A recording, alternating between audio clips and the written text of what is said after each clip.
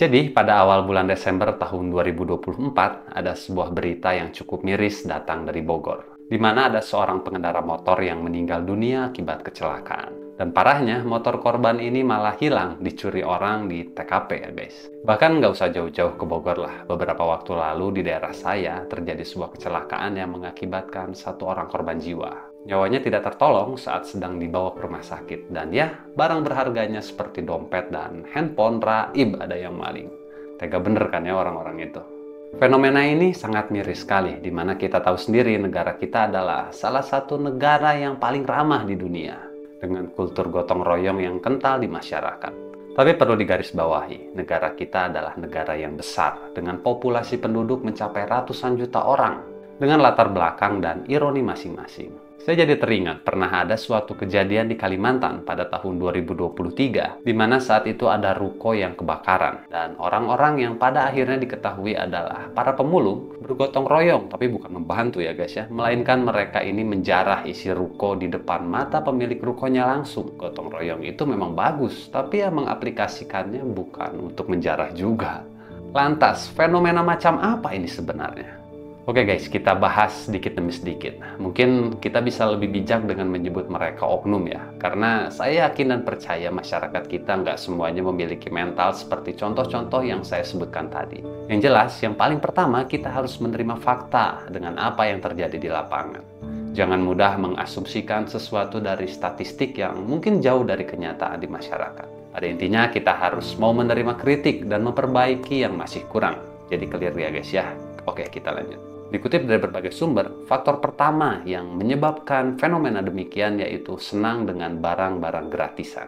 Bicara tentang gratisan, saya tidak memerlukan pun kalau ada yang gratisan pasti diterima aja ya kan. Bahkan orang rela antri demi mendapatkan barang atau layanan secara gratis. Dan tentunya memang tidak semua orang seperti itu. Adanya sesuatu yang gratis kadang membuat orang juga bisa lupa diri, serakah, tamak, tidak ingat kepada orang lain yang juga memerlukan. Salah satu contoh fakta dengan adanya fasilitas gratis, kadang orang juga kurang bertanggung jawab, hanya mau menggunakan tetapi tidak mau ikut memeliharanya. Seperti contohnya ada orang yang sengaja memotong besi yang ada di fasilitas-fasilitas publik. Padahal ditinjau menggunakan teori apapun, hal itu sudah jelas menyalahi aturan ya kan? Namun dengan berbagai alasan mereka tetap melakukan hal tersebut. Dan itulah kenapa fasilitas publik yang didapatkan secara gratisan ada yang rusak, kotor, banyak sampah, dan lain-lain. Jadi budaya gratisan adalah sebuah kecenderungan di masyarakat yang senang dengan sesuatu yang didapatkan tanpa mengeluarkan nominal yang sebanding dengan apa yang didapatkan. Yang nomor dua, ingin senang tanpa usaha lebih. Ini kejadian pernah saya alami sendiri. Kalian tahu kan orang-orang yang suka memasang gentong di tengah jalan sambil membawa ember atau jaring ikan meminta sumbangan kepada para pengguna jalan. Biasanya pemuda atau suatu komunitas yang kita nggak tahu mereka itu dari mana.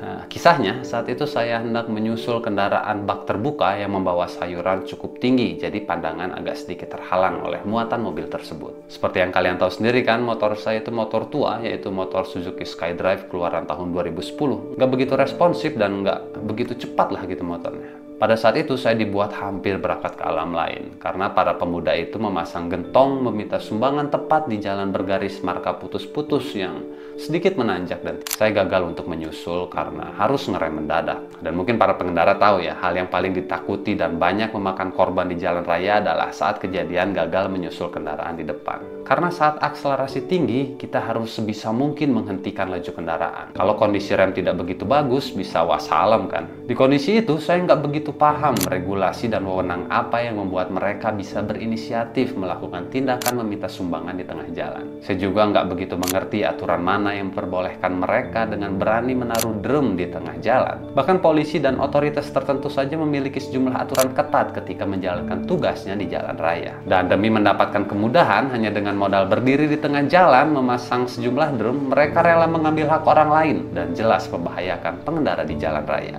Dan mengacu pada itu semua, ada beberapa hal yang bisa kita jadikan acuan atas apa yang terjadi pada kasus-kasus tersebut. Seperti kondisi sosial. Di beberapa daerah, kondisi sosial yang sulit atau tingkat kemiskinan yang tinggi dapat mempengaruhi perilaku individu.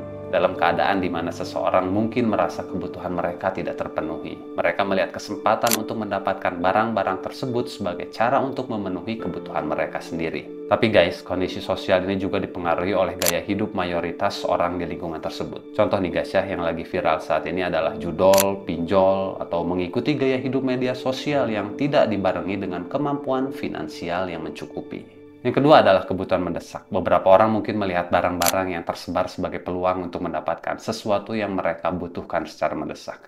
Ya mungkin amit-amit ya guys ya, contoh seperti ada truk bermuatan makanan yang terguling gitu. Mereka kan melihat ada kesempatan dan ada celah, ya kenapa tidak diluting kan, mungkin seperti itu.